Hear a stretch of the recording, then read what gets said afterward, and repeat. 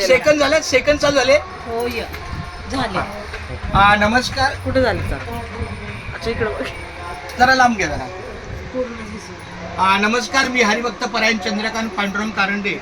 मी साई सिद्धीच्या प्रांगणामध्ये उभा आहे आणि साई सिद्धीचे हे कमिटी मेंबर आहेत आमचे चव्हाण माऊली.